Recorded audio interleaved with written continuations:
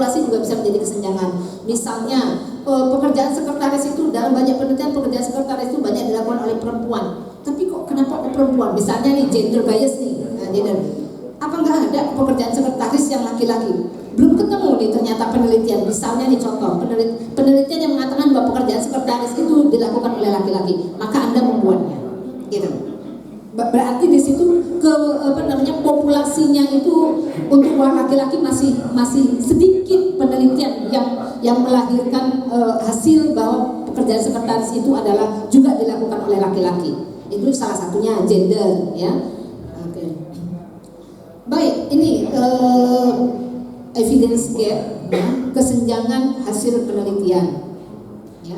Kesenjangan hasil riset terjadi jika sebuah temuan penelitian berlawanan dengan kesimpulan yang diterima secara umum. Nah, kesenjangan ini memuat kontradiksi dengan temuan penelitian terdahulu. Ya. Nah, ini nanti bisa dibaca lebih aja untuk lebih banyak kita berdiskusi. Nah, ini beberapa contoh, ya.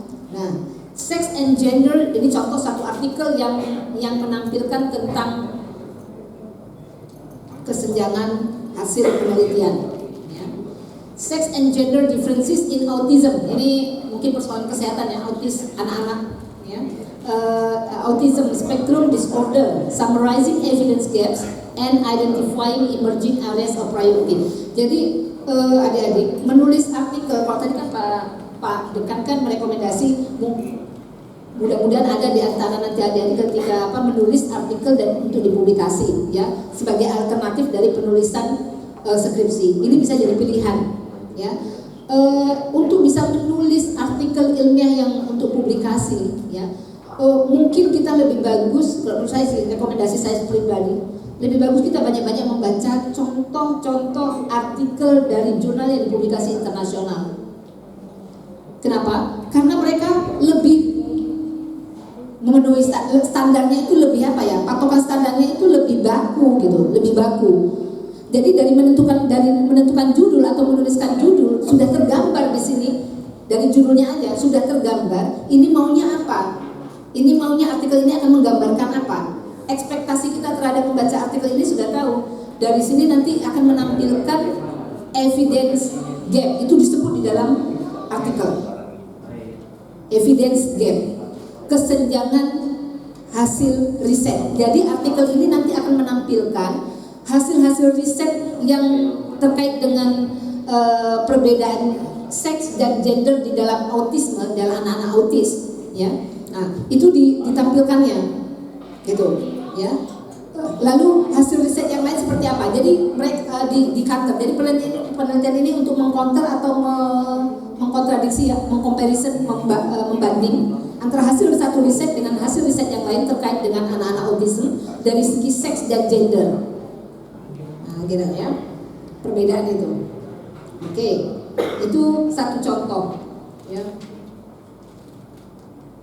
Jadi kalau mungkin di antara adik-adik dan ibu ini kok contohnya kok bahasa Inggris, karena saya memang mengambil dari jurnal artikel jurnal internasional, dan saya pilih 10 for Line, Elsevier, serta ini yang memang bagus. Kenapa? Namanya kita ngasih sama orang itu yang bagus, supaya apa? Supaya hasilnya juga bagus. Kalau saya ngasih yang udah tahu saya nggak begitu bagus, saya kasih juga, amal jariah saya kemana?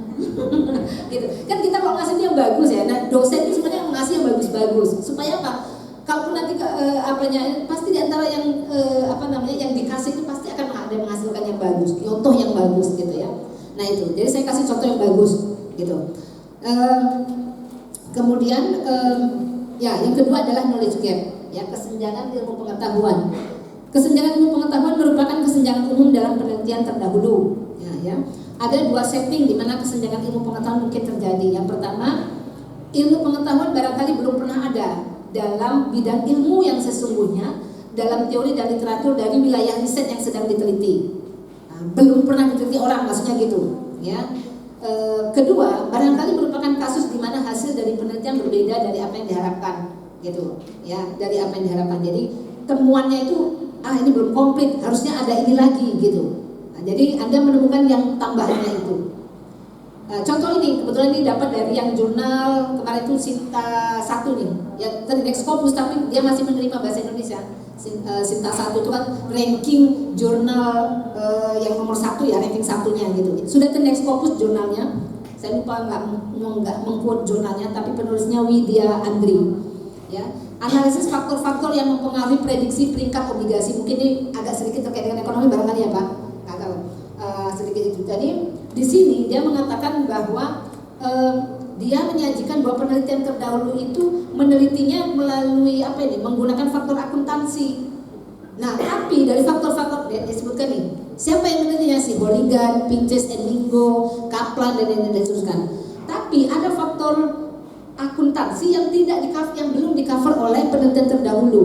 Dia menemukan itu. Satu. Yang kedua, ada juga faktor non akuntansi yang juga berpengaruh non akuntansi juga berpengaruh terhadap prediksi peringkat obligasi.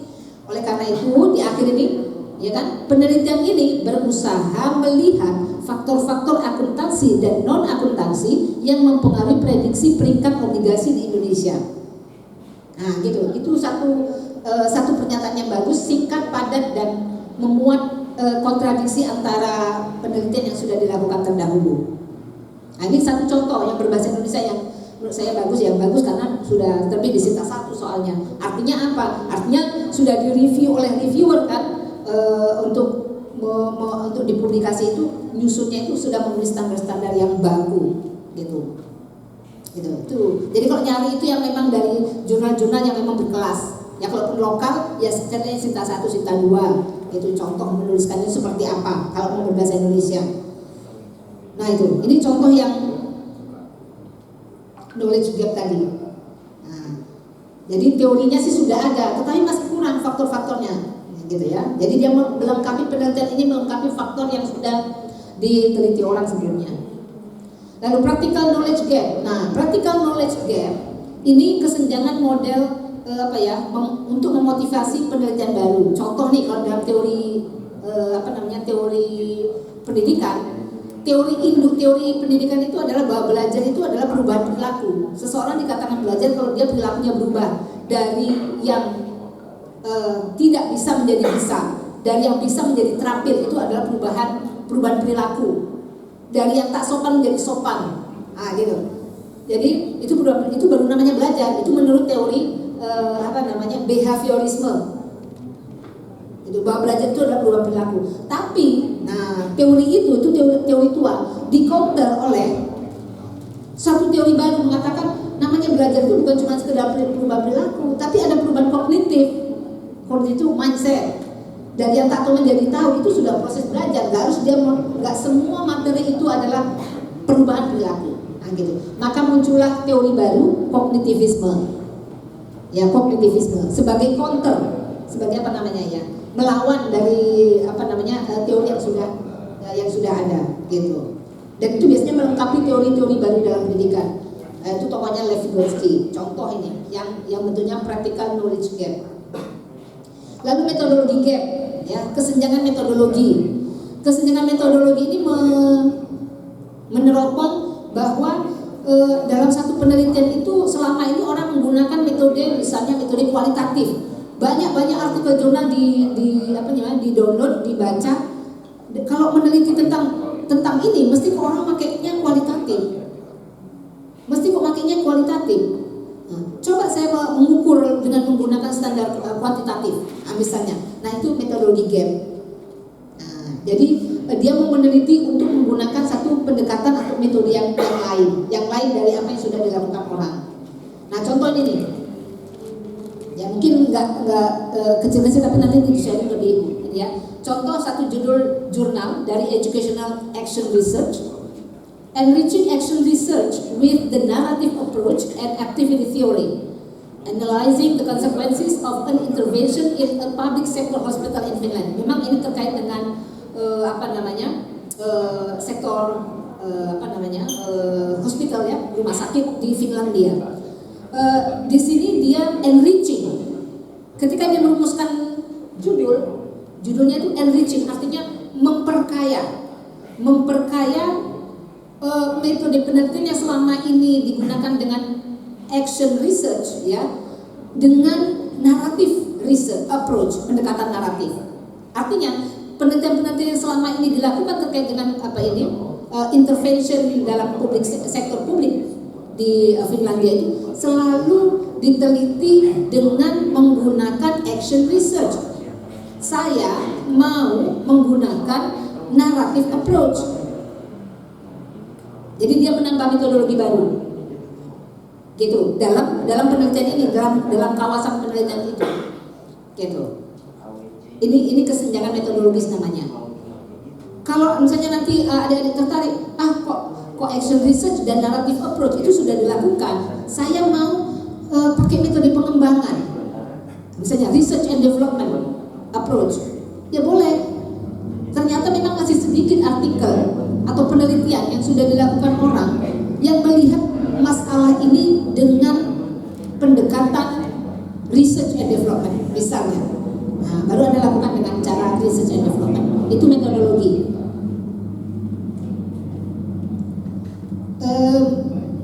Kemudian berikutnya adalah empirical gap, kesenjangan empiris. Nah, ini yang sering kita sebut sebagai kesenjangan fenomena. Kita bilang teorinya seperti apa, kenyataannya seperti apa. Ya. Nah, ini satu contoh artikel yang dia menganalisis tentang empiris, ya, an empirical analysis analysis of the service quality gap, ya, in business education, ya, dalam pendidikan bisnis, evidence from higher education in Pakistan. Nah, jadi dalam merumuskan judul saja, kalau nanti ada yang menulis artikel ilmiah, itu sudah tergambar maunya apa, sudah tergambar itu metode yang mau digunakan apa. Jadi artikel ini nanti akan melakukan apa. Jadi biasanya kalau contoh seperti ini tadi itu ada kata kerja yang kalau Pak Amin mungkin bisa mengatakan Jeren, ya, ada kata kerja yang di awal kalimat enriching, memperkaya, gitu. Jadi ada aktivitas di dalam judul artikel itu memperkaya. Nah, jadi sudah jelas itu kalau dengan kata enriching berarti penulis bermaksud untuk memperkaya atau menambah satu metodologi baru dari apa yang selama ini sudah dilakukan orang. Jadi kalau kita membuat satu judul artikel untuk publikasi, untuk jurnal, itu harus tergambar di dalamnya itu maunya apa, gitu ya. Ada contoh mahasiswa saya, ini contoh kasus yang salah. Nanti supaya Anda bisa membedakan mana sih yang seharusnya dan mana yang tak seharusnya. Saya ingat salah satu mahasiswa saya menulis penelitian begini. Program literasi informasi dapat meningkatkan minat baca. Itu kan kalimat. Kalau bahasanya seperti itu, program literasi informasi dapat meningkatkan minat baca siswa misalnya. Itu kan udah temuan, udah nggak perlu lagi penelitian, nggak perlu lagi diteliti, udah itu udah statement itu. Tapi masa iya sih dalam satu judul sudah membuat simpulan, orang baru mau diteliti. Nah, itu adalah satu contoh perumusan atau penulisan judul yang tidak benar. Jadi jangan buat dulu statement simpulan. Nah, jelas seperti ini, gitu. Jadi enriching, memperkaya atau menambahkan. Jadi kalau di dalam susunan bahasa jangan ada subjeknya, jangan ada subjek ada predikat. Kalau ada subjek ada predikat di dalam satu kalimat, itu udah kalimat itu udah statement, bukan judul. Gitu. Nah, itu tuh ahlinya itu Pak Amin itu orang bahasa, ya. Mana yang bentuknya kalimat, mana yang bukan, yang frase bukan kalimat. Nah, ini tadi, ya. Kemudian theoretical gap, ya. Kesenjangan teoritis adalah jenis kesenjangan yang berhubungan dengan kesenjangan teori dengan penelitian sebelumnya. Misalnya, jika suatu fenomena dijelaskan melalui berbagai model teoritis serupa dengan konflik kesenjangan metodologis, mungkin di sana ada konflik teoritis. Jadi Anda melihatnya teorinya, kesenjangan teorinya. Para peneliti dan cendekiawan dapat menguji apakah salah satu dari teori tersebut lebih unggul dari yang lain, dominannya apa, ya. Dalam kesenjangan penelitian sebelumnya. Kesenjangan teoritis adalah hal yang umum terjadi dalam penelitian sebelumnya. Oke, kesenjangan teoritis. Oh, ini saya kelewatan nggak ngasih contoh ya di situ. Langsung aja ke population gap, ya. Population gap adalah kesenjangan populasi di mana satu komunitas populasi itu tak terwakili dalam penelitian-penelitian yang sudah ada. Nah, tak terwakili. Contoh ini saya ngambil salah satu judul artikel ya, The Elite Population Gap, kesenjangan populasi para kaum elit in the formation of political identities, dalam pembentukan identitas politik. Jadi siapa sih kaum elit itu? Apakah sudah mewakili semua komunitas dari kaum elit? Nah ini lintas negara ya, lintas negara ini, gitu yang dikatakan kaum elit itu. Jadi a cross cultural investigation, investigasi lintas budaya. Yang dikatakan kaum elit itu siapa-siapa aja yang mengambil keputusan sehingga keputusannya menjadi kebijakan umum. Apakah semua kayak negara-negara yang sedang berkembang atau negara-negara kecil itu terwakili nggak di situ? Gitu. Itu population gap. Nah, gitu. Itu population gap namanya. Penelitian tentang population gap. Oke, sedikit ini ya. Nah, ini ringkasan aja. Tabel ini ringkasan dari apa yang sudah saya sajikan. Nanti bisa di ini. Lalu karena tadi saya dikasih 2 topik penelitian yang relevan. Nah, saya singkat aja yang ini. Penelitian yang relevan ini letaknya di bab 2 kalau Anda menulis riset, ya. Tapi kalau Anda menulis artikel, dia di bagian bab 1, bagian latar belakang, masuk di situ semuanya, gitu ya. Nah, contoh ini nih kalau artikel, ya. Sekalipun evidence based ini dan ini, kemudian ini ada kutipan kecil, ya, kutipan. Namun ini. Nah, begitu. Ini semuanya ada di situ. Itu yang kutipan kecil-kecil ini, sitasi namanya, atau itu adalah dia mengutip hasil penelitian terdahulu. Itu penelitian yang relevan. Jadi penelitian yang relevan itu adalah penelitian terdahulu. Jadi kalau menuliskannya di dalam artikel, dia menjadi satu di bagian latar belakang, gitu. Tapi kalau dia di bagian, kalau dia menulis, Anda menulis skripsi atau tesis, dia spesifik satu judul, satu subjudul sendiri di bagian bab 2, gitu. Oke, saya rasa ini beberapa daftar bacanya menjadi sumber referensi saya. Saya rasa kita berdiskusi selanjutnya. Nanti akan ada tugas, ya, tugasnya tidaklah lebih pada menganalisis, mencari dan menganalisis artikel itu, dia menemukan gap apa dari 7 gap yang ada itu tadi. Oke, saya kembalikan kepada Ibu moderator. Terima kasih. Terima kasih kepada Ibu Retno. Selanjutnya ini kita masuk sesi diskusi. Adik-adik apabila ada yang ingin bertanya secara langsung itu bisa mengangkat tangannya terlebih dahulu. Ayo, siapa di antara kalian? Ayo, banyak nih dek yang perlu kita ketahui dan pelajari dari materi yang telah disampaikan oleh Ibu Retno. Nah, ini materinya luar biasa banget ya. Kalau menurut kakak-kakak aja baru tahu nih bahwasanya kesenjangan itu ada 7 rupanya, gitu kan. Yang sebelumnya taunya cuma 3, kemudian 5, dan ternyata tuh berdasarkan penelitian yang terbaru itu ada 7 rupanya. Nah, teman-teman nih mana yang kira-kira masih kurang tahu nih, masih bingung nih, mungkin apa yang bisa ditanyakan langsung secara kepada Ibu Retno? Adik-adik, oke, silakan Bang, sebutkan namanya sekaligus pertanyaannya. Assalamualaikum warahmatullahi wabarakatuh. Sebelumnya saya mengucapkan terima kasih kepada moderator yang telah memberikan saya kesempatan. Perkenalkan, nama saya Bang Suryadi. Saya mahasiswa Ekonomi Islam tahun 2018. Nah, di sini yang ingin saya pertanyakan adalah bagaimana caranya untuk memunculkan gap research yang baik sesuai dengan masalah yang ada. Karena banyak fenomena seakan-akan teori yang dipelajari tidak relevan dengan masalah yang terjadi. Ini dilihat dari sudut pandang objek tempat terjadinya masalah. Dan yang kedua, ketika kita membuat suatu penelitian atau research, sebaiknya apa hal yang dulu kita perhatikan? Apakah kita harus memperhatikan rumusan masalah atau membuat judul terlebih dahulu? Terima kasih. Terima kasih, luar biasa pertanyaannya ya Bang ya. Bu langsung dijawab. Oh, Ya, langsung aja saya. Ya, boleh Bu.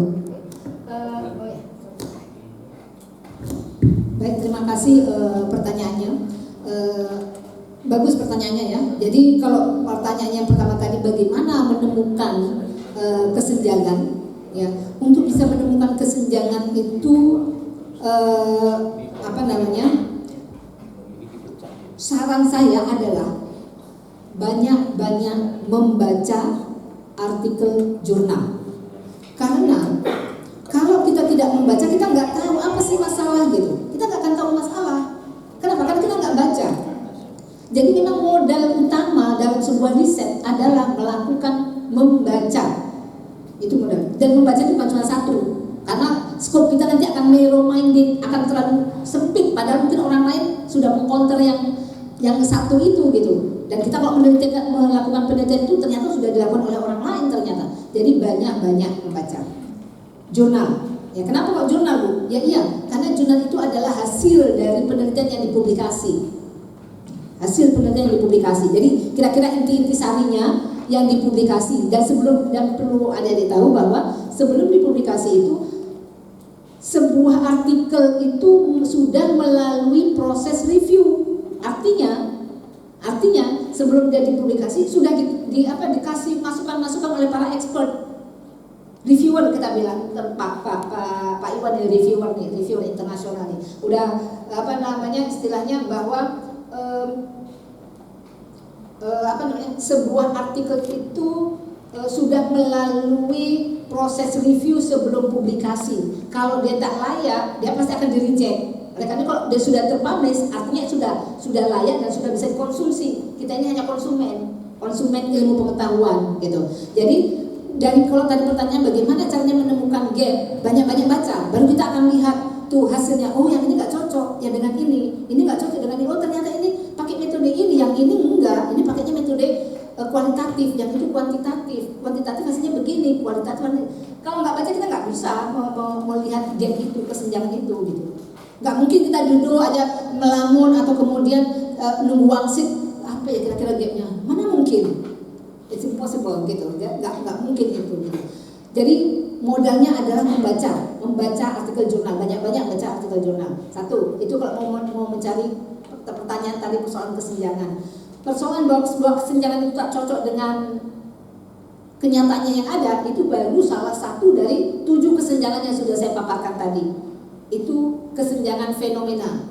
Ketika teorinya mau begini, tapi kenyataannya kenapa kok kayak begini? Justru disitulah Anda menemukan masalah untuk diteliti. Disitulah berarti Anda menemukan masalah. Lalu kalau pertanyaan kedua terkait dengan pertanyaan kedua, sebetulnya yang pertama sekali kalau menulis penelitian tubuh apanya sih yang diawalin gitu? Apa yang pertama sekali? Masalah.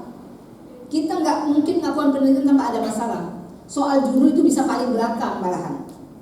Bisa paling belakang. Tetapi namun begitu tentunya bukan berarti kemudian prodi minta judulnya apa yang mau diteliti. Nanti paling belakang. Jangan begitu. Ya memang temanya itu dulu secara umum saya mau meneliti ini. Nah, meneliti ininya itu ya masih tentatif, masih ini. Cuman harus ditulis juga gitu ya. Prodi kan biasanya minta ya 3 judul. Nanti mana pakai ini mana nanti yang akan diteliti. Kan pakai judul juga. Cuman itu belum finish, tergantung nanti pada ini. Gitu. Jadi judul itu bisa belakangan. Cuman masalahnya itu yang harus jelas, to the point, tajam. Masalahnya apa yang mau di ini, gitu. Itu yang mau ini. Salah satu kalau tadi yang seperti Anda sebutkan bahwa seringkali Bu teori itu nggak cocok dengan kenyataan gitu. Dan itu berarti Anda sudah menemukan masalah, itu bagus. That's critical thinking is. Itulah di situ Anda sudah berpikir kritis. Artinya Anda sudah membaca teori-teori terkait dengan bidang Anda, minat Anda, lalu Anda menemukan masalah kok nggak kayak gini kenyataannya. Ya di situ Anda melakukan penelitian. Contoh misalnya ini kebetulan ada beberapa tulisan saya, artikel saya ini kan. Saya meneliti bahwa karena saya bidang pendidikan, saya meneliti bahwa baca banyak e-learning ini sebetulnya bagus, electronic learning ini sebetulnya bagus. Tapi kenapa kok mahasiswa saya udah pakai e-learning kok masih begini juga? Apanya yang kurang gitu kan? Apanya yang kurang? Nah, jadi kenyataannya itulah yang namanya fenomena. Teori-teorinya itu adalah teori. Jadi ada gap kesenjangan antara teori katanya bagus, tetapi kok kenyataannya nggak kayak gitu yang saya hadapi. Lalu saya lakukan penelitian aspek mana yang dari e-learning itu yang membuat hasil dari belajar mahasiswa saya itu nggak bagus. Lalu saya akan memberikan apa? Gitu. Saya akan melakukan apa dengan itu? Gitu. Akan bagaimana saya cara mengatasi masalah itu? Gitu. Saya mengembangkan apa? Gitu. Itu baru kesenjangan gitu. Itu baru salah satu kesenjangan tadi antara teori dengan fenomena yang ditanya. Oke. Tapi kesenjangan banyak, tadi itu ada 7, Anda bisa pilih yang mana. Mungkin juga Anda bisa meneliti ternyata bukan yang 7 itu aja, ada lagi yang lain. Ya itu menjadi satu pertemuan lagi, satu inovasi, SOTA kali ya, Pak, state of the art. Pak Iwan ini yang ahlinya SOTA, state of the art. Seninya itu di situ, menemukan seni penelitian itu di situ. Gitu. Sesuatu yang baru. Barangkali itu bisa saya jawab dari pertanyaan. Terima kasih Bu Retno. Bagaimana Bambang? Oke, mantap ya Dek. Jadi kuncinya itu ikro ya Dek ya. Bacalah ya Dek ya, untuk mendapatkan gap-gap research yang terhadap kajian kita ya. Selanjutnya satu kesempatan lagi buat penanya. Ya, silakan Dek. Ya. Sebutkan nama dan langsung pertanyaannya. Assalamualaikum warahmatullahi wabarakatuh. Saya terima kasih kepada moderator yang telah memperkenalkan saya. Di sini nama saya Rizka Adinda Wanita dari Stambuk 2018 dari jurusan Ekonomi Islam. Di sini saya ingin mempertanyakan tentang memunculkan kayak metodologi baru yang tadi ada Ibu sebutkan. Kita kayak memunculkan metodologi baru itu. Itu bagaimana caranya Bu? Sedangkan kita kayak biasanya